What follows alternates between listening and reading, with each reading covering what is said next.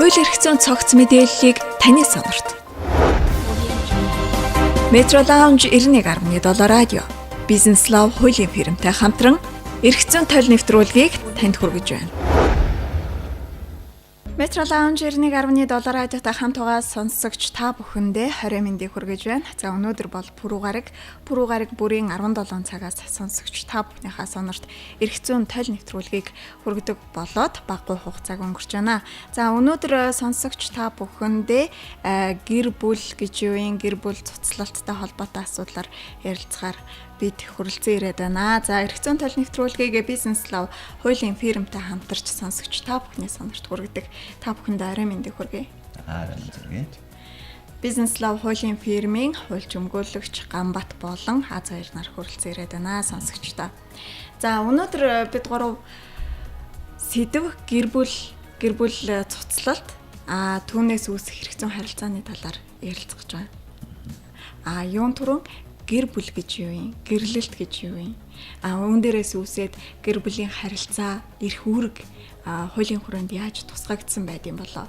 Энэ талаар ярив тийм ээ. Тэгэхээр ер нь бол одоо хүн гэдэг аваад үзье те. Энэ хорвоо дээр мэдлээд одоо хүн болж төрснөөрөө хүний амьдралын хувьд үндсэндээ хамгийн том 3 сонголт байдаг. Тэр нь болонгууд нэгдүгээр цагаан мэрэгчлээ сонгох, тийм ээ. Хоёрдугаарт хийх ажлаа сонгох. Гуравдугаарт одоо хайны ижил буюу гэр бүлээ сонгох гэсэн. Ийм 3 хамгийн том сонголт. Тэгээд энэ 3 сонголтоо их зөв хийж чадсан хүмүүсийн хувьд бол амьдралд нь одоо төвөггүй амжилтанд хүрэх сайн сайхан явах хамгийн суурь ойлголттой л та. Тэгээд энэ 3 сонголтоос хамгийн бүр тухайлаад аваад үзэх юм бол суурь нь өөрөө гэр бүл сонголт байдаг. Тэгээд энэ өөрөө баг хүний одоо хуу хүний бол ажил амьдрал дээр амжилтанд хүрэх баг суурь 80% байдаг байхгүй. Тэгээд энэ нь өөрөө юу хэлж байгаа юм бэ гэхээр энэ нь одоо тэнцвэртэй бүрэн бүтэн сайн сайхан явснараа тийм ээ тэр хүний одоо амьдралын аз жаргал олон зүйлийг хэмжигдчихэдэг байдаг. Тэгэхээр яг ер нь бол одоо нийгмийн харилцаа маань өөрөө эрх зүйгээр зохицуулагдаад тийм ээ одоо эрх зүйн төрийн үндсэн шинжийн одоо нэг хүний эрх нөгөөний эрхээр хязгаарлагдаж байгаа тийм ээ энэ зохицуулалтын хувьд аазмууд бид нэр одоо ингээд хүмүүс одоо хамтран амьдарч байгаа хамгийн одоо суурь одоо ойлголтноор гэр бүл аваад байдаг. Тэгээд яг гэр бүл гэдэг ойлголтын хамгийн ихний одоо суурь ойлголт нь гэрлэлт гэсэн ойлголт байгаа. Тэгэхээр гэрлэлт гэдэг нь Монгол улсын хувьд болонгууд одоо гэр бүлийн тухай хуулиар тийм ээ одоо тэгэхээр насан турсан гэсэн ойлголт байгаа тийм ээ. Насан турсан гэдэг нь манайхаар 18 нас гэсэн үг тийм ээ. Насан турсан эрэгтэй эмэгтэй хүмүүс одоо сайн дурын чөлөөтэй мөн дээрээс нь тэгшэрхийн үндсэн дээр тийм ээ. Гэр бүл болохоор одоо орондоо одоо зөвшөлдсөж тийм ээ. Тим зорилгоор одоо төрийн эрх бүхий байгуулах бүртгүүлснээр гэрлэлт гэсэн ойлголт бий болж байгаа. Тэгээд гэр бүл гэдэг ойлголт нь энэхүү одоо нэг эрх бүхий байгуулах тийм сайн дурын үндсэн дээр тэгшэрхийн үндсэн дээр гэсэн үг тийм ээ. Бүртгүүлснээр бий болсон гэрлэлтийн үндсэн дээр бий болж байгаа. Гэрлэлтийн хооронд үүсэж байгаа эд хөрөнгийн бус одоо амны харилцаа болон эд хөрөнгийн харилцаатай холбоотой ийм ойлголтууд хувирж байгаа. Тэрнээс үүдэн гарч байгаа харилцаа гэсэн үг л дээ. Тэгээд эндээ холбоотойгоор гэр бүлийн гишүүд гэсэн ойлголт гарч ирнэ тийм ээ. Үр хүүхэд тийм ээ аав ээж энэтэй холбоотой ойлголтууд гарч ирж байгаа. Тэгээд яг Монгол улсын хувьд болонгууд одоо гэр бүлийн тухай хуулиар энэ харилцаа зохицуулагдаж байгаа. Тэгээ энэ гэр бүлийн хуулиар болонгууд одоо хамгийн эхлээд дөрүүлээд одоо жишээ нь гэр бүл болох тийм ээ үндэс буюу гэрлэх. За тэгээ гэрлэлтийг хүчин төгөлдөр байлгах, гэрлэлтийг хүчин төгөлдөр бусад тооцох асуудал мөн дээрээс нь гэр бүлийн гишүүдийн гэж яригдж байгаа тийм ээ. За энэ гишүүдийн эд хөрөнгийн болон эд хөрөнгийн бус харилцаанууд. За мөн дээрээс нь одоо хүүхэд үрчлэх харилцаа байдаг тийм ээ. За мөн одоо асран хүмүүжүүлж хараалсан дэмжигч тогтоох асуудал гэх мэтчлэн нэлээд тийм өргөн хүрээг хамарсан юм ойлголт байна. Тэгээд энэтэй холбоотойгоор гэр бүлийн гишүүдийн гэрлэгчдийн болон гэр бүлийн гишүүдийн тийм ээ эрх за мөн үүрэг за холбогдох хариуцлага гэсэн нэлийн өргөн үрээтэй ойлголтыг авч үздэг байна. Гэр бүлийн гишүүдийн одоо үүрэг алдагдсан нь салалтын нэг шалтгаан болж байна гэж зарим судлаач тайлбарлаад байна л да. Тэгэхээр энэ хуулинд бас заагаад өгчжээ гэр бүлийн тухай хуулинд энэ үүргийн тухай ярил. Ер нь бол яг зүгээр иргэдийн манд дунд байдаг нэг жоохон тийм өрөөсгөл ойлголт байдаг. За тэрнэр би яг одоо ингэ шууд энгийн ойлголтоор тайлбарлаад өгье тийм ээ. Эрх үүрэг хоёроос салгаж ойлгох хэрэгтэй. За эрх гэдэг бол ерөнхийдөө хуулиар олгоцсон боломж байдаг. Өөрөөр хэлбэл эдлэгч болон эдлэж болохгүй эсэх нь бол тэр нөгөө хүний өөрийнх нь одоо үзмжээр тийм ээ сонголтоор байдаг. Гэтэл эрхээ эдлэхийн тулд тэр хүн одоо үүрэг хүлээх шаардлагатай болдог. Үүрэг нь бол үндсэндээ 3 янзаар үүсэж байгаа. Одоо хүн болгоны тухайд аваад үзэх юм бол нэгдүгээр хууль заснаар үүрэг үүсэж байна. Тийм ээ одоо жишээ нь татвар төлөх үүрэгтэй тийм ээ заа хөдөлмөрлөх гэдэг ч юм уу олон юм үүрэг үүсэж байна. Мөн дээрээс нь гэрээ байгуулснаар үүсдэг. Тийм ээ талууд тохиролцож гэрээ байгуулснаар гуравт бусдад гим хор учруулснаар үүсдэг. Тэгэх юм бол тэр охин багдуулах асуудал гэж байгаа. Тэгэхээр гэр бүлийн тухайд аваад үзэх юм бол яг зүгээр гэр бүл болсноороо тийм ээ одоо хууль зас үүрэг үүсэж байгаа. Мөн дээрээс нь зүгээр яг манайд бол одоохон тэдэл нэвтрэг байна. Юунаас бас одоо энэ суурин иргэн шил хөгжсөн орнууд гэх юм бол гэрлэлтийн гэрээ гэсэн хүртэл албалт хүртэл байдаг байхгүй. Тэгээ энэ гэрээгээр талууд ямар үүрэг хүлээх вэ, ямар хариуцлага хүлээх вэ гэдэг зүйлийг бүр наривчлан зохицуулж өгсөн байдаг. Гэтэл манайд энэ нөгөө зохицуулалтын дутмаг мөн дээрээс нь хуулийн одоо ойлголт мэдлэг дутмаг байдлаасаа болоод хүмүүс нөгөө нэг үүрэг гэдэг ойлголтын дээр үүрэг нь бол эрхээс ялгаатай үүргээ биелүүлээгүй бол хариуцлага гэсэн ойлголтыг заавал дагуулж идэг байхгүй. Эрхийн эдлэг бол хариуцлага гэсэн ойлголт байхгүй шүү дээ. Гэтэл үүрэг бол хариуцлага заавал дагуулж идэг. Тэгээд энэ одоо үүргээ ухамсарлах ч гэдэг юм үүргээ мэдэх гэдэг ойлголт автагдсанаас болоод талуудын эрх ашигнал хөндөгдөг ч юм уу те гэр бүл цуцлах салах гэсэн энэ ойлголтуудыг үндэс болж байгаа. Гэрлэлт одоо хэдийгээр 18 наснаас дээшээ эрэгтэй эмэгтэй хүмүүсийн одоо сайн дурын харилцаан дээр гэж сая та ярьлаа тийм харилцаан дээр үндэслэдэг ч гэсэн гэрлэхэд харшлах шалтгаан нөхцөл гэж байдгүй. Яг энэ дээр ингэж ойлгож болно. За насны хувьд аваад үзвэл та тийм Тэглээ гэхэд одоо жишээ нь яг 18 нас хүрээгүй одоо 16-аас дээш насны хүмүүс бол асар хамгаалж харгалзсан юм шиг ээж аваахаа зөвшөөрлөв жишээ нь гэрлэхэд бас боломж байдаг нэгдүгээр. Хоёр болгонгод гадаадын иргэдтэй гэрлэх асуудал жишээ нь байна л да тий. Тэгэхээр тэр тохиолдолд яа гэм бэ гэхээр яг Монгол улсын иргэний хувьд болохоор Монгол улсын хуулийг дагна. Гэхдээ чи магадгүй Японч гэдэг юм уу Германч гэдэг бус тус орнууд гэрэлтийн насыг арай өөрөөр тогтоосон байдаг чинь 20 ч гэдэг юм уу тий. Манайд 18 гэж шүү дээ. Тэгэхээр чин тэр гадаад улсын иргэнтэй Монгол улсын иргэнд одоо гэрлэж байгаа тохиолдол болгонгод энэ өөрөө хүчин төгөлдөр байх үгүй юу гэдэг юм уу те мөн дээрээс нь одоо юу асраа хамгаалж шарласан нэмжийн харилцаанд байж байгаа хүнтэйгээ хоорондоо гэрлэх асуудал дээр хязгаарлалтууд яригдана ч гэдэг юм уу ийм одоо гэр бүл болохтой холбоотой хязгаарлалтууд тухайлсан харилцаанд бий л те гэр бүлийн одоо маргаантай холбоотой бас хэлэлцэж өгч байгаа юм тийм ээ ерөөдөө л юм л аа л да гэрлэлт болоод гэр бүлийн харилцааны одоо зарчмыг бас хуульд заасан байдгүй. Хуулиар зарчмын тухай ойлголт одоо үүрэг хариуцлага бас эрхэн энэ зарчимд ороод явд юм болов. Яг зүгээр одоо мэдээж нөгөө нэг талуудын хувьд болонгууд юу яригдана л да. Гэр бүлийн гишүүний эрх үүрэг мөн дээрээс нь гэр бүлийн нөгөө өмч хөрөнгийн эрх үүрэг тийм ээ эд хөрөнгийн эрх үүрэг одоо сайн ярьлаа шүү дээ эдийн бол эдийн ус харилцаа гэж ярьлаа шүү дээ тийм өмчлөх эрхтэй холбоотой бас эрхүүд үүсч эхэлнэ л дээ. Тухайлбал одоо яг зүгээр практикээр гардаг хамгийн энгийн асуудлууд юу вэ гэхээр гэр бүл цуцлах асуудал яригддаг тийм ээ. Яг зүгээр цуцлах бол амархан л да. Одоо гэр бүл салъя гэдэг нь шийдэж бол. Гэхдээ тэрнтэй холбоотой үүс үр дагаврууд их олон янз байна л да. Жишээ нь одоо юу гэдгийг за үр хүүхдээ одоо тийм ээ хин дээрээ байх уу тийм ээ. Мөн дээрээс нь одоо өмч хөрөнгийн маргааны асуудал дээр болонгууд маргаан байна уугүй юу тийм ээ гэдэг асуудлууд жишээ нь яригдаж эхэлнэ. Тэгэнгүүт одоо жишээ нь гэр бүл болсноос хойш бий болсон хөрөнгүүдийг бол бүгдийн дундын өмчт авч үздэг байна. Тэгэхээр одоо жишээ нь хөрөнгөн дээр маш энгийнээр тайлбарлах юм бол энэ чи юм. Хувийн хөрөнгө дундын хөрөнгө гэсэн хоёр ойлголттой байдаг. Тэгээд одоо хамтын хөрөнгө гэж яриа л да. Тэр нь болохоор дундаа хамтран өмчлөх, дундаа хэсгээр өмчлөх гэсэн хоёр ойлголттой байна жишээ нь. Одоо магадгүй орон сууц одоо байрч гэдэг юм ингээ аваад ойр дээр байгаа шүү дээ. Тэрэн дээр жишээ нь гэр бүлийн гишүүдийн одоо ингээд бичгэлээ шүү дээ. Аав нь ээж нь хүүхэн ч гэдэг юм уу те. Тэгэхээр энэ бол дундаа хамтран өмчлөж байгаа хөрөнгө байхгүй. Гэхдээ нэг асуудал байгаа. Дийлэнх нь одоо маргаан дээр юу үүсдэг вэ гэхээр ихтер нөхөр хоёр байж байгаа саллаа. Тэнгүүд ихтер нь хүүхдээ араа гэртээ байжсэн байждаг. Нөхөр нь магадгүй тэр мөнгийг олж тэр байрыг авсан байл. Тэнгүүд асуудал юу үүсэж байгаа юм гэхээр нөхөр нь хамаг мөнгөө төлж банкнд хүртэл өөрөө гараас сурч төлсөн байгаа тийм ээ. Тэнгүүд одоо энэ хөрөнгө одоо хиний хөрөнгө вэ гэдэг асуудал ярьж хэлж шүү дээ. Гэтэл энэ юу вэ гэхээр тэр хөрөнгийг бий болгоход магадгүй ихнэр оролцоогүй гэж болно.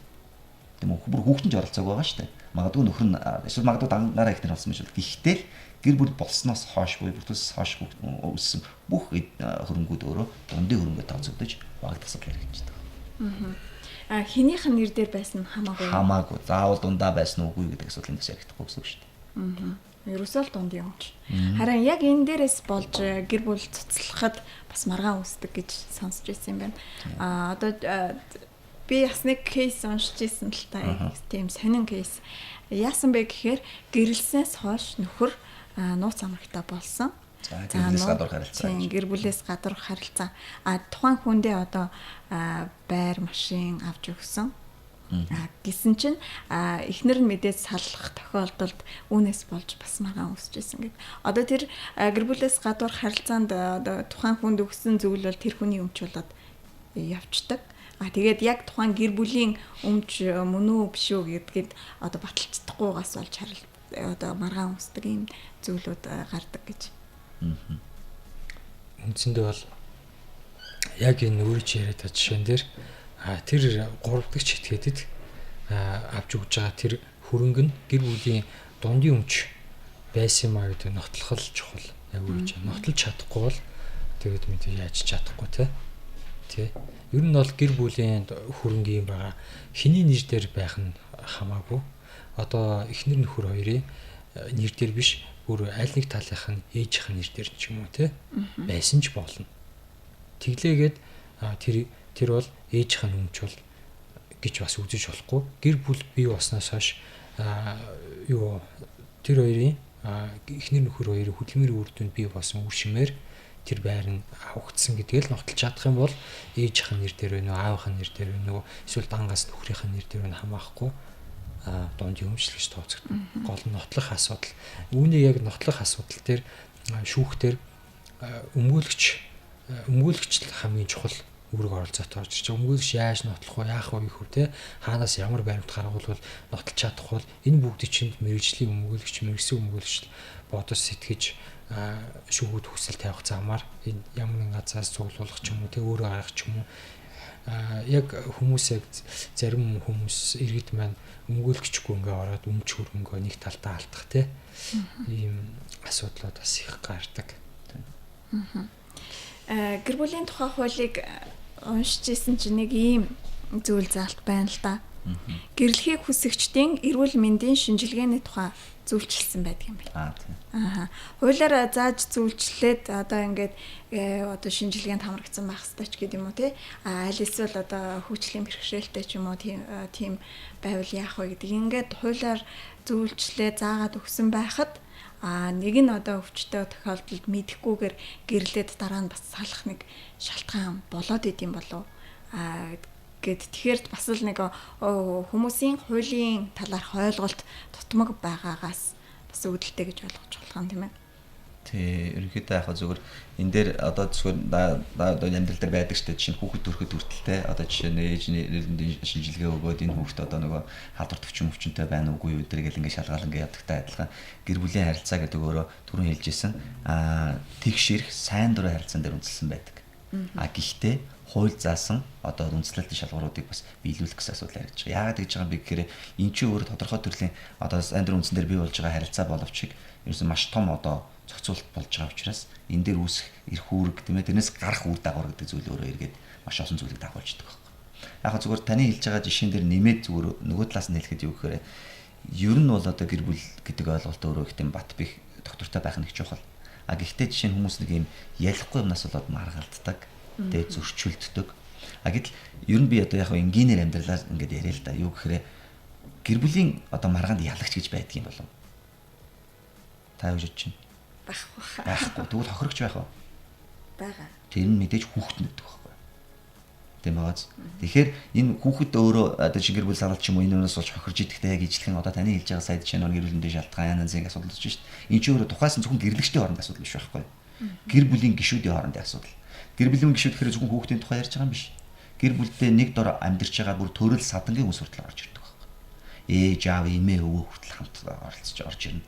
Дээрээс нь одоо үрчлэн авсан хүүхэд те гэд ингээд асуудлууд хүртэл ингээд давхар орж ирдэг. Асран харгалзан дэмжигт байж байгаа хүмүүс гээд их олон хүмүүсийн ирэх ашиг хөндөгддөг учраас таны ярьж байгаа тэр зохицуултуудыг анханаас нь бас одоо мөрдөх ч юм уу те тэрний дагуу явах нь өөрөө эргээд одоо олон одоо асуудлуудыг бас урьдчилан хаах нөхцөл болдог гэж. Гэр бүл цуцлалтын журам одоо ямар журмаар гэр бүлийг цуцлуулах вэ? Гэр бүл журам гэж гэр бүлийн тухай хууль. За мөн иргэний эрх шүүхтийн шийдвэрлэх тухай хууль гэд энэ хуулиудыг жишээл барьж штэ тий. Үндсэн ийм хуулиар яаж байгаа. Тэгээд хуулиар л зохицуулагч журам тийм журам бол байхгүй. Яг нь практик дээр бол ерөөсөө яаж байгаа юм гэхээр одоо жишээ нь гэрлэгсэд гэж ярьж байна тийм ээ. Одоо хүмүүс маань аль нэг тал нь шүүхэд одоо нэг хэмжил гаргаж байгаа.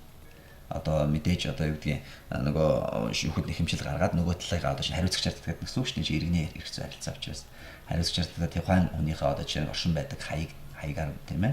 Тэрнийхэн дагуу одоо жишээ нь хэмжил гаргаж байгаа. Тэгээ яг зөвхөн хүмүүс ингээ нөгөө гэр бүл бол ингээ салчихсан тийм ээ.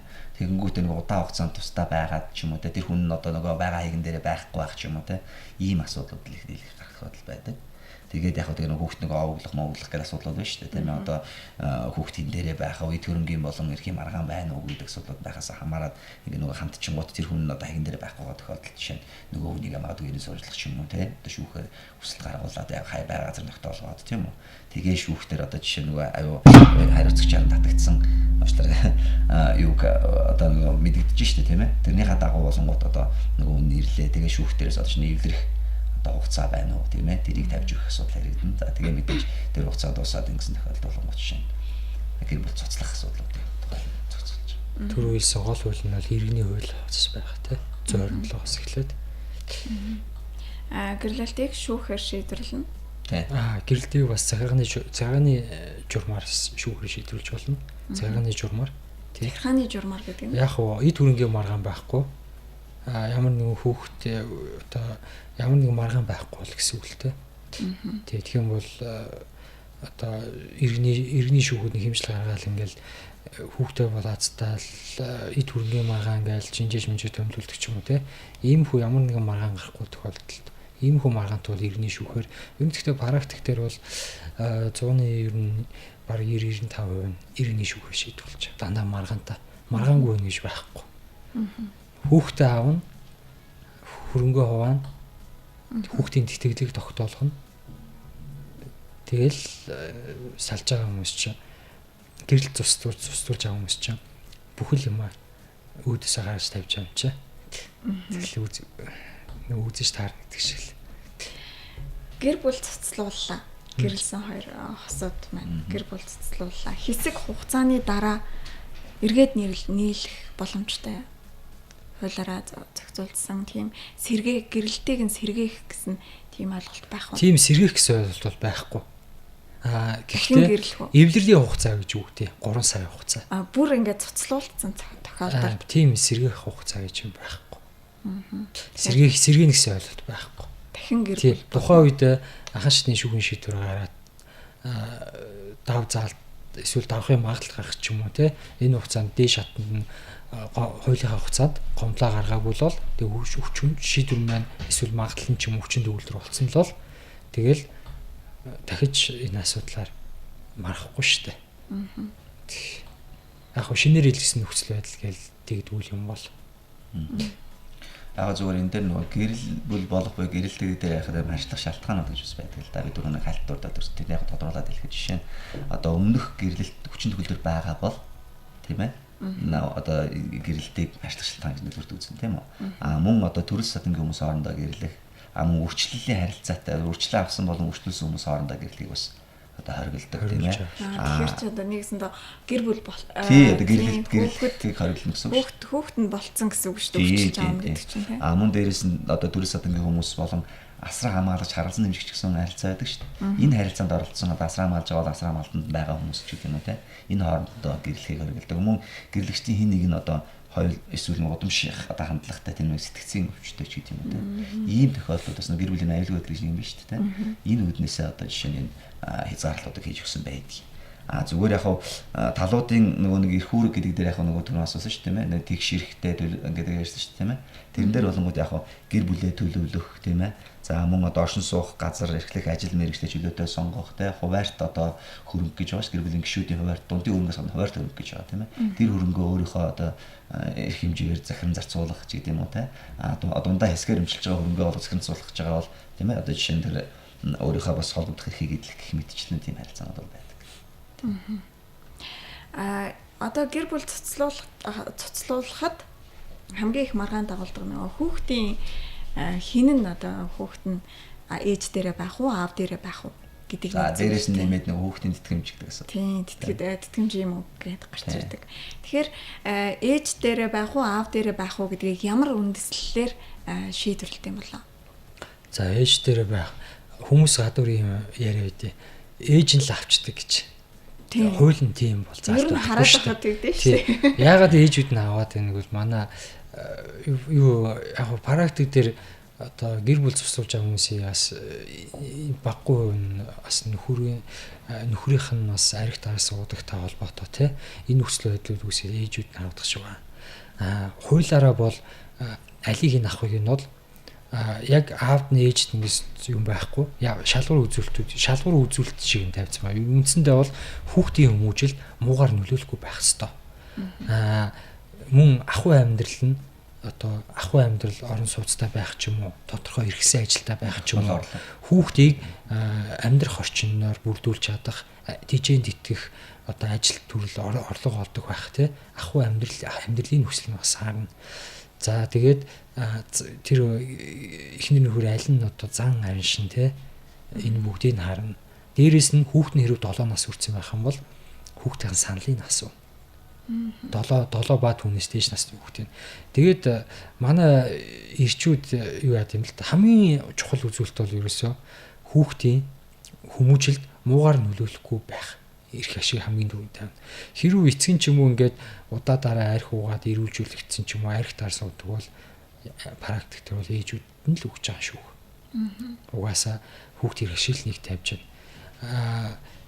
За бас зарим чи аав нь одоо аав нь одоо ингээл арх таарс юу яадаг вэ? Ээж нь одоо ас ирэх хөрөнгөтэй хүүхдээ болстой хангалуун ингээд аваа авчихаар гэтэл аав нь бол ямар ч хүмүүст хүрэх байхгүй. Гэтэл хүүхэд нь одоо юу гэдэг ээж нь юу гэдэг бас тодорхой арх таар суудаг ч юм уу те.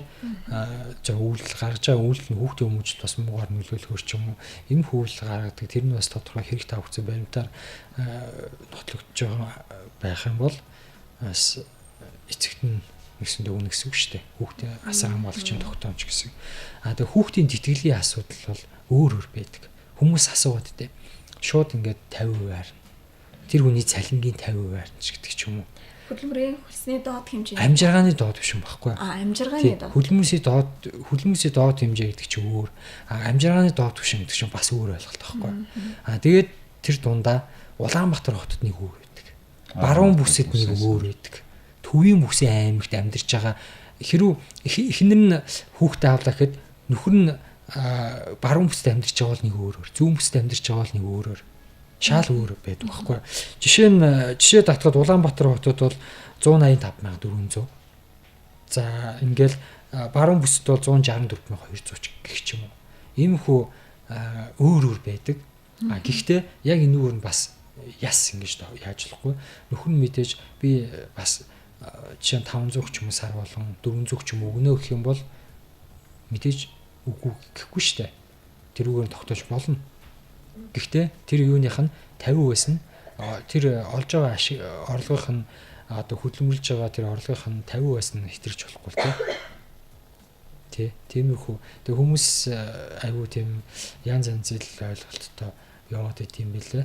Шууд цалингийнх нь сая төгрөгтөө шууд сая төгрөгийн цалинтаа шууд 500,000 авч явах юм шууд биш бодоод идэг.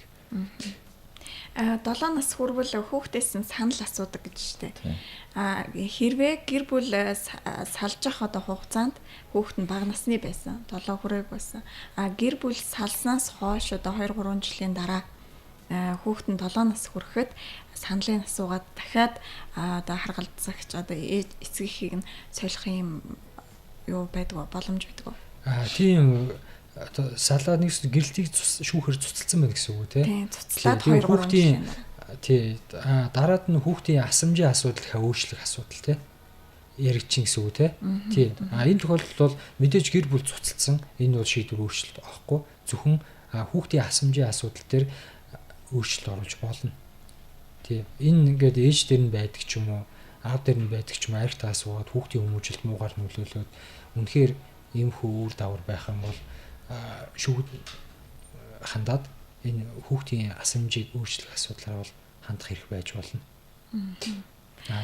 Гэр бүл эд үнгийн маргааны энэ асуудлууд нь бол тэнд бол шийдвэрт дахиж авч хэлцэхгүй. Эд хөрөнгийн маргаан гэснээс ер нь эд хөрөнгийг одоо хувааж болохгүй хөрөнгө гэж байх уу? Хуваарт хөрөнгийг л хувааж болохгүй шүү дээ. Тий одоо энэ дээр тайлбар хийхэд юм гэсэн. Хөрөнгө болонгууд одоо жишээ нь нэг гэр бүл болсноос хойш би бас хөрөнгө дундын хөрөнгө байна гэж байна шүү дээ. А тэрнээс гадна гэр бүл болохтаа анх одоо жишээ нь энэ хуваар хөрөнгө гишүүдийн хуваар хөрөнгүүд байна шүү дээ, тий. Тэр өөрийнхөө захирагдсан хөрөнгө байгаа тохиолдолд энэ дээр бол тэр нөгөө болохгүй гэсэн ойлголт байхгүй. А тэгээ эн чинь өөрөө эдийн засгийн утгаараа нөгөө өмч хөрөнгө гэсэн ойлголт байна да. Тэгэхээр эзэмших ашиг захирагдсан гэсэн одоо эрхүүд үсэд эхэлж байгаа шүү дээ. Тэрнтэй холбоотойгоор хэрвээ одоо худалдаж борлуулаад тэр хөрөнгөөс нь одоо тодорхой хувийн өөрт ногдох хөрөнгөний өгөх ч юм уу те. А эсвэл хин аль нь одоо жишээ нь тэрийг авангуудаа нөгөө талдаа жишээ нь одоо юу гэдгийг ногдох хэсгийг мөнгөнд төлбөрөөр шилжүүлэх ч байдаг юм уу. Ийм нөгөө зохицуулт бол байж болдог л та. Манайхан бас ингэж ах шиг байна. Харж байхад гэр бүл босноос хойш би бас хөрөнгө байна, дундын хөрөнгө байна гэдэг. Тэрийг бас хоёр өөрөөр ойлгох шиг байна. Юу гэж ойлгоод нөгөө зарим нэг хэсэг хүмүүс барагддаг төр болохоор гэр одоо ингэ ирээд штэ. Гэрэлтэй батлуулснаас хойш би босон хөрөнгийг дундын хөрөнгө гэж ойлгох шиг байна. Гэрэлтэй батлуулаагүй байсан ч дундын өмч бас байж болно шүү дээ. Яаж гэх юм бол жишээнд төрсэн ч юм. Хамтран амьдрал эхэлсэн цаг хугацаа чинь ерөөхдөө бол тэрнээс хойш бий болж байгаа хөрөнгө чинь дундын өмч байж болно шүү дээ бас. Тий хүмүүс тэгээд нэг 2 жил хамтран амьдарч байгаад гэр бүл 2 жил хамтран амьдарч байгаа хүүхэдтэй болцсон. Тэгээ хүүхдээ төрснийхаа дараагаар сүүлд нь гэрэлтэй батлуулсан байдаг. Гэрэлтэй батлуулснаас хойш хөрөнгө гэдэг тийм байхгүй. Тий. Хүүхэд төрсэн эдгээр бол хамтран амьд гэр бүл хуулаараа гэрэлтэй батлуулаагүй ч гэсэн хуулаараа гэр бүл. Тий. Гэрэлтэй батлуулаагүй байсан ч гэсэн хүмүүс би гэрэлтэй батлуулаагүй юм чинь гэрэлтэй шүүхөр цуслах шаардлагагүй гэдэг. Тийм байхгүй. Гэрэлтэй батлуулаагүй ч хэр үнэхээр яах юм бол дөрөнгийн маргаан ч юм уу те хүүхдийн асамжтай холбоотой маргаа өсөж байгаа бол тэр нь шүүхээ гэрэлтэй цуслуулна шүү дээ бас. Гэрэлтэй батлуулаа өсөн ч цуслуулна шүү дээ. Тэр хүмүүс чинь гэр бүл хуулиараа гэр бүл болцсон байхгүй. Үр хүүхдтэй болоод тий хамт амьдраа үр хүүхдтэй болцсон ба штэ. Тий. Тэгэл гэр бүлээ цуслуулах асуудал чинь тэр бүх юм эд үнгийн маа бүх асуудал чи яригдэн штэ. Энэ дээр зүгээр яг нэмээд нэг зүйлийг тодруулаа ялээ тийх үү. Яг зүгээр нь эрх үүрэг хариуцлага гэдэг ингээ яриад эхлэхээр ер нь бол одоо нийгэмдээ байдаг нэг ойлголт юм бэ гэхээр хуулийн үүрэг яриад байдаг. Гэхдээ бас ёс суртахууны эрх үүрэг гэж яригдэн штэ. Тийм ээ 900% гэж яригдж байгаа. Тэгэл одоо гэр бүл дэгдэг штэ одоо жишээ нь чи нэг хүндлэх хэрэгтэй те. За халамжлах хэрэгтэй хүчрхийлэхгүй байх хэвээр те. За одоо тэгэл үнэнч байх хэвээр хүүхдээ өсгөх гэдэг. Эдгээр чинь уг нь бол одоо гэр бүлийн тухай хуультай заагаад өгсөн гэрлэгчний үүрэг дотор байж идэг байхгүй. Тэгээ бид дурдаад хэлээ тийм ээ. Нэг хүндлэх, тийм ээ, өсгөж хүмүүжүүлэх, за бие биенийг халамжлах, дижент итгэх, гэр бүлээ авч явах, эдийн засгийн одоо үндэс болсон тийм нөхцөлийг бүрдүүлэх гэнгээ орцсон байгаа. Нэг чиглэл хөгжлөх хэрэг нөгөө хөрөнгө мөнгө одоо эдийн засгийн өргөшг орцсон байгаа тийм. За мөн дээрээс нь одоо юу гэдэг хин нэгнийхээ эрхийг зөрчихгүй байх, бие бинийгээ одоо дамтлахгүй байх. Энэ төргээд энэ юмнууд чи үүгээр хууль заагдсан байна. Тэгэхээр энэ юмнуудыг яадаг вэ гэхээр одоо жишээ нь яг нэг одоо хөгжсөн орнуудын жишг болж байж байгаа юм гэхээр энийг яг гэрээ болгож хувиргаад энийг хөгжүүлээд гэрээ болгож хувиргаад талууд анх гэр бүл болохдаа гэр бүлээ батлуулахтаа гэсэн байна шүү дээ. Гэрээ болгоод талууд гаргацсаар ингээд бүр баталгааж авчдаг байна. Ингэснээрээ юу хэлэх гээд байна вэ гэхээр өнөөдөр бид нар ингэ ярьж байгаа юм өөрөө гэр бүлийн тухай хууль ярьж байгаа юм шиг боловч чиг дандаа туслалт яриад байгаа анзаарч байна. Дандаа болохгүй бүтэхгүй салцсан сармицын нэг одоо яах вэ гэж яриад байгаа ч тийм. Гэтэл нэргсэн ашгаруу гэдэг зарчим багхгүй юм чи уг нь бол. Тэгэхээр би яг өмнөх төрөл дээрээс хэлжсэн урьдчилж ярьсан дүрэн болдгоо хождож ярихаараа хэрүүл болдгоо гэдэг тийм. Яг тэрнтэй адилхан энэ гэр бүлийн харилцаа гэдэг чинь өөрөө маш олон одоо эдийн засгийн бош хүний бүр мөнгөөр хэмжигдэх болон хэмжигдэхээргүй олон тэр нөгөө үнд зүйлсийг бий болгож идэг учраас тэр зүйлийг бүр зохицуулсан юм гэрэлтийн гэрээ гэдэг зүйлийг уг нь бол ингээд байгуулцсанараа одоо их олон зүйлийг шийдэж өгч байна. Яг хүмүүс ярьдаг одоо юу гэж хэлдэг вэ гэхээр алдан тушаал мөнгө хоёр хүнийг эвддэг гэдэг байна. Үндэ эвдэдэг байгаа юм биш. Дотор нь ямар хүн байсныг гаргаад ирчихдэг байна. Ер нь бол тэгээд ялангуяа эдгэрнгийн аш сонирхол ч юм уу мөнгөтэй холбоотой харилцаа болонгууд одоо 100-ны бараг одоо дийлэнх хувь шүү. Одоо 3.2-оос дээш үү гэж яриа л да. Энэ хувь гэр бүлийн одоо маргаанууд дандаа эдгэрнгийн маргаантай холбоотой үүсдэг байна. Яг үнэндээ бол. Тэгэл миний чиний мөнгө тэгсэн ингэсэн мөнгө гэл ингээл асуудал үүсгээл. Тэгээд тэр мөнгнөөсөө болоод тэр хамгийн мөнгөөр чимжиж болохоор гүд үнцэнтэй их юм олон зүйлсээ алдах тий. Тэгээд тэр үр дагавар үүсэж байгаа байхгүй. Тэгэхээр одоо би юу хэлэх гээд байна вэ гэхээр нэг үлэхэд бол сайн сайхан амьдрал гэж бодож байгаа урт хугацаанд тийм үү. Одоо энэ чинь хүний амьдралын бас энэ чинь хохирол шүү дээ. Цаг хугацаа гэдэг чинь айгүй олон зүйлийг илтгэж идэг тийм ээ. Залуу нас тийм ээ. Хөдөлмөр, итгэл сэтгэл олон зүйлээ алдахгүй байхтай. Үндс үн өөр юу гэж байгаа юм бэ? Гэр бүл болохтой магадгүй анх тийм одоо хуульч хөрөнгөлснөд хандаад тийм үү. За миний хувьд юм байна. тийм ээ. Гэр бүл болох ч хүний хувьд бол ийм байна. Хоёрын хооронд одоо жишээ нь ялангуяа одоо жишээ нь сүүлийн үед бол нэг эд төрөнгөд бол бото нэг амьдралын ялгаа гэж нэг асар их юм байна тийм ээ. Мөн одоо нэг хөрөнгө мөнгнөөс олд өөр ашиг сонирхол байлгах байгаад байдаг. Тэгэхээр ийм юм байгаа учраас бид нэр энийг хууль зүйн үүднээс мөн үү тийм ээ. Энд чинь өөрөө болохоо болчихоос болно гэж тооцож хийж байгаа юм биш юм шүү дээ. Энийг зохицуулах үндсэн ийм одоо зарчмын зохицуултуудаа хуульд нийцүүлээд гэрээ болгоод авчдаг байхгүй. Ингэснээр одоо бидний яриад байгаа энэ олон үр дагаврууд гэдэг зүйлийг шийдэх хамгийн том харьцаа байна. За яриагаа гуруулаа сонсогч холбогдтол үргэлжлүүлжлээ тийм ээ. Гадаадын иргэнтэй гэр бүл болох асуудал бас нэвтрүүлгийнхаа ихэнд дурдаад өнгөрсөн тийм ээ. Тэгэхээр гадаадын иргэнтэй гэр бүл болоход одоо ямар одоо шаардлагач гэдэг юм уу тийм шалгуурч гэдэг юм тийм байдсан болов хуульд тийм зохицуулалт байдгүй. Яг энэ дээр бүр тийм тусгайлсан одоо юу гэдэг нь тэр улс иргэнтэй болон болохгүй ч гэдэг юм уу тийм одоо эсвэл одоо улсаас чиглэн шиг тийм бол байхгүй л да. Зүгээр яг энэ дээр юу үүсдэг юм бэ гэхээр нөгөө гэр бүл болох гэж байгаа бол мэдээж нэг талуудыг тэгшэрхтэй сайн дурын үндсэн дээр гэдэг асуудал мэдээж яригдсан. Сайн түрүүний хэлжсэн өмнөх гэрэл цуслагдсан байх шиг тийм үү те. Энэ шалгууруудыг мэдээж тавигдана. Зүгээр гол нь яадаг вэ гэхээр гэр бүл болсноос нөгөө үүдээд нөгөө үр хүүхэд төрнө та те. Тэгэхээр одоо жишээ нь Америк улсын иргэнтэй Монгол улсын иргэн гэр бүл боллоо ч гэдэг юм уу те. Тэгээ энэ тохиолдолд нөгөө хүүхдийн харьяаллын асуудал яригддаг байхгүй гол нь. Тэгэхээр одоо ер нь дэлхийн нийтэд болонгод хүүхдийн харьяаллын асуудлыг одоо аль улсын иргэн гэдгийг харьяал ярьж шүү дээ. Энийг болонгод хөрсний болон цусны зарчим гэсэн хоёр зарчмаар тогтоодог. Цусны зарчим гэдэг нь одоо Монгол улсын иргэн гэдэг аль ч улсад төрсэн байх нь хамаагүй энэ Монгол иргэнээс төрсэн учраас энэ Монгол улсын иргэн гэж тооцогддог. Нэг зарчим. Нөгөөх нь болонгод одоо жишээ нь Америкт байлаа гэж бодъё л та. Тэглээ гэхэд аль улсын иргэн нь хамаагүй тийм ээ. Одоо жишээ нь тухайн улс оронд төрсөн л бол тэр улсын иргэн байх боломжтой гэж үздэг. Ийм харьяалал байгаа. Тэгээд тухайн улс орны хувьд болонгууд жишээ нь одоо үүдийн эцэг одоо жишээ нь заахад би сая Америк ярьж учраас Америк бол жишээ нь одоо иргэд бол эдэлсэн мэддэг шүү дээ. Америк улсын иргэнтэй гэр бүл болсон тохиолдолд шууд автоматар нөгөө тэр хүн өөр Америк улсын иргэн шил авах боломжтой болдог. Хүүхдэнчүүд Америк улсын иргэн болдог ч гэдэг юм уу. Ийм асуудал байдаг. Зүгээр яг энэ дээр нэмэгдээд яадаг гэхээр хүүхдийн нөгөө одоо харьяаллын асуудал дээр болонгууд Монгол улс угаасаа нөгөө хоёрдмал харьяалал одоо дэлхийн нийтэд хоёрдмал харьяалал одоо дан одоо харьяалал гэсэн хоёр харьяалал бий л дээ. Тэрний үгээр Монгол улсын иргэн давхар өөр улсын иргэн байх боломжтой байх.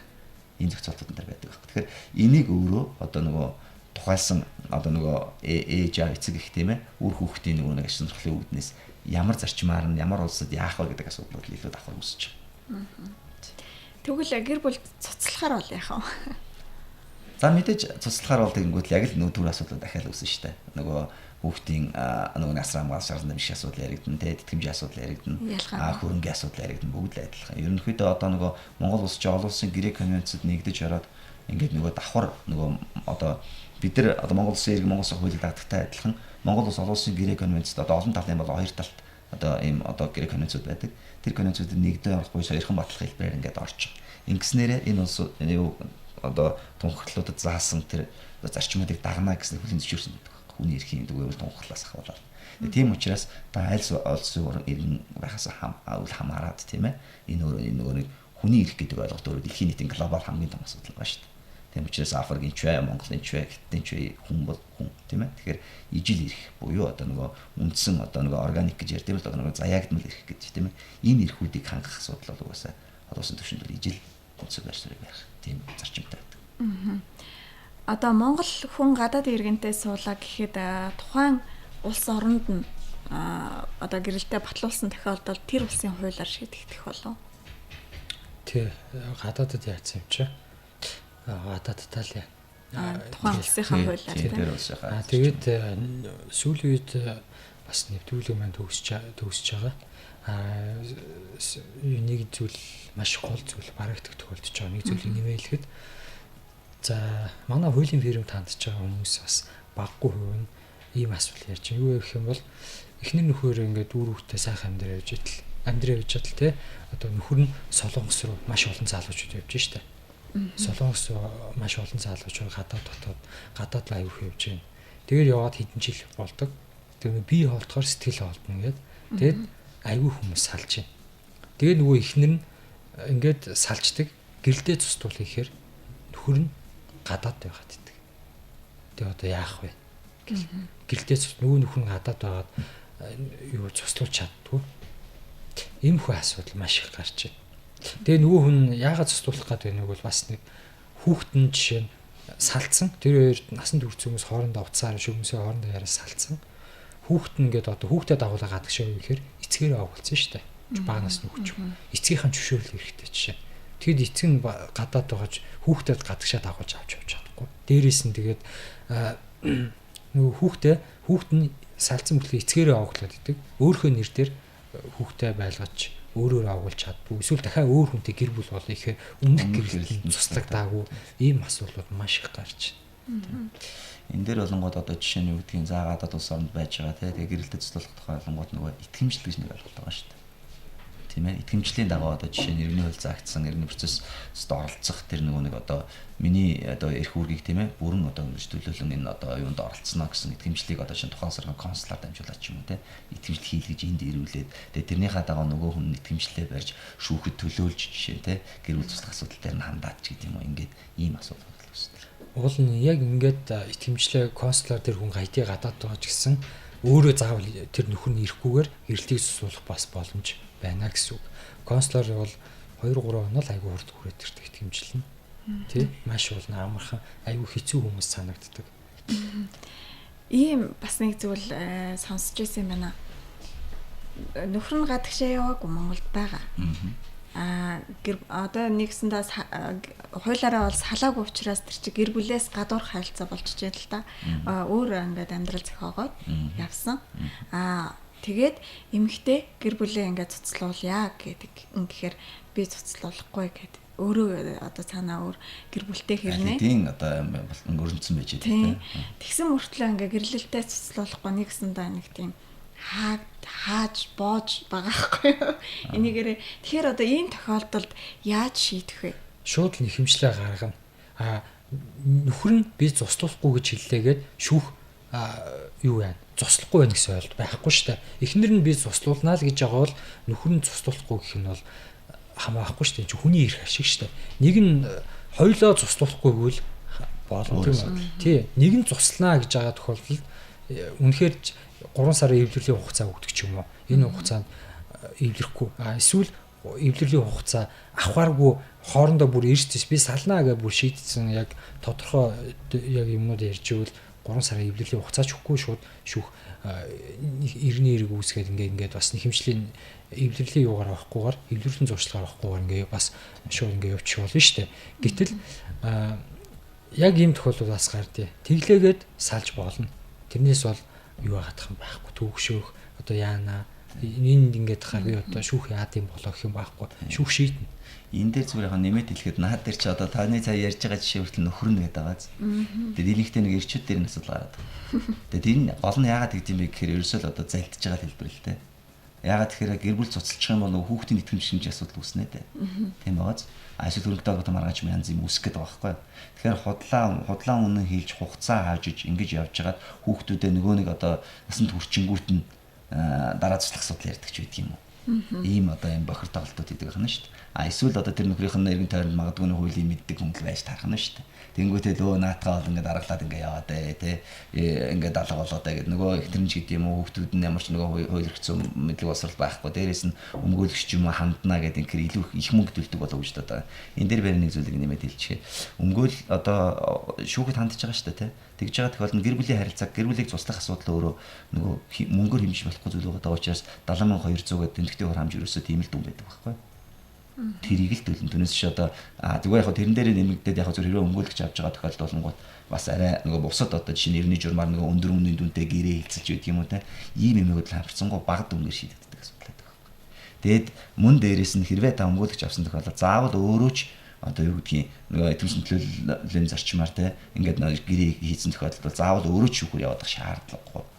Нөгөө гэрээ хийсэн өмгөөлөгч нь тэр хүнээс нөгөө итгэмжлэлийг авчаад бүх юмыг хөөцөлдөд ингээд дуусгаад өгдөг. Тэгэхээр нөгөө ийм нөгөө төвөгтэй биш юмыг төвөгтэй болгож боддог байгааз. Өөрөөр өмнөө нэг том хам хэрэн босгоод за энэс харнууд бөө юм. Зүгээр ингээнээр л бодъё л та. Энгийн дунджаар бодоход улсын төлөв хамжид юусоо сайн хэллээ шүү дээ 72% төлөх нь. Тэр нөгөө шүүхээс үйлчлэх арсныхаа төлбөр гэсэн үг шүү дээ. Тэгээд мэдээж нөгөө дээрээс нь өмгөөлөгчд одоо нэг ойролцоогоор нэг жишээ одоо 500 сая төгрөг ч юм ингээд өгөөд ингээд бүх харилцааг шийдээд болчихоор байгааз. За яг хуу дээр нь нэмэгдээд яг зүгээр эдгэрэнгийн харилцааны маргаан байгаа бол тэрнээс өнгийн дүн нэмж болно. Бусдаар бол тийм байхгүй бол өөр зардал гарах өөр шийдвэж болж байгаа байхгүй. Гэхдээ бас нэг нь имэйлгээд 70200 дээр хэрвээ эд хөрөнгийн маргаантай байх юм бол эд хөрөнгийн үнэлгээний үнийн дүнгээр 70200 дээр тэмдэгтэй хурамж бас тодорхой хэмжээгээр үнэлгээний үнийн эд хөрөнгийн үнийн дүнгээс хамаарч байгаа үнийн дүн хэрвээ хамаараад болж байна. Гэхдээ энэ бүгдээс төвших юм байхгүй. Үнэхээр л шийдсэн байгаа бол тий. За баярлалаа. Нэвтрүүлгийн цаг өндөрлөж байна. Хэрвээ эргэцэн асуудал манай сонсогчдод тохиолдвол танаа байгууллагатай хэрхэн холбоо тогтоох вэ? Манай Facebook page-д нэгдэж болно. Business law буюу бизнес хууль гэсэн пэйж байна. Тэргээр нэгдэж болно. Тэгээ яг зүгээр яг дээрнийхээ төгсгөлд хэлэхэд заавал нэрэгцэн ашиглах гэдэг шиг асуудал үүсээд ингээд болохоо болцоо нь одоо яах вэ гэхгүйгээр те тодорхой асуудлыг өөрчлөн сэргийлж зөвлөгөө авч явах юм бол танай гэр бүлд илүү олон зүйлийг бас те сэргийлэх те хохирохгүй байх олон нөхцөлс байдаг шүү. Маа тэгээд бизнес лоо гэдэг пэйж хуудасаараа мөн хүмүүст бол зөвлөгөөг бол өгдөг тий одоо үн төлбөргүйгээр гэсэн үг шүү дээ. Тодорхой захин хэлбэрээр асуух юм бол одоо тэр пэйж хуудасаар бол үн төлбөргүй зөвлөгөөний тухай бүр өгөөд явдаг. Бид нар бас хүмүүс хамгийн гол нь тодорхой урьдчилаад асуудлуудаа иймэрхүү гаргалгаа байж болохоор юм шүү. Мэдсэн тохиолдолд бас цаашаа мөнгөлөгчд хандах яах вэ юм уу та бас нийтлээ төхөмтэй болт юм л да. Хүмүүс тусалт бид нараас тиймэрхүү тусалцаагаас үзүүлдэг. За баярлалаа. Ингээд нэвтрүүлэг маань энд хүрээд өндөрлөж байна. Нэвтрүүлэгт ирсэн та бүхэндээ баярлалаа. Дараагийн дугаарын сэдв ямар сэдв байх вэ?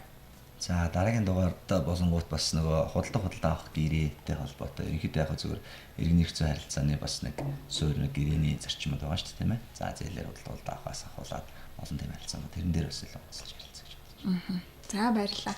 Metro Lounge 91.7 радио сонсогч та бүхэндээ эрх зүйн тал нэвтрүүлгийн энэ удаагийн дугаарыг хүргэлээ. Сонсогч та бүхэн эх 7 хоногийн пүрэв гарагийн 17 цагаас эрх зүйн тал нэвтрүүлгийн дараагийн дугаарыг хүлээн аван сонсноо. Ингээд үргэлжлүүлээд хөгжмийн хөтөлбөрөөр хүлээн авна уу.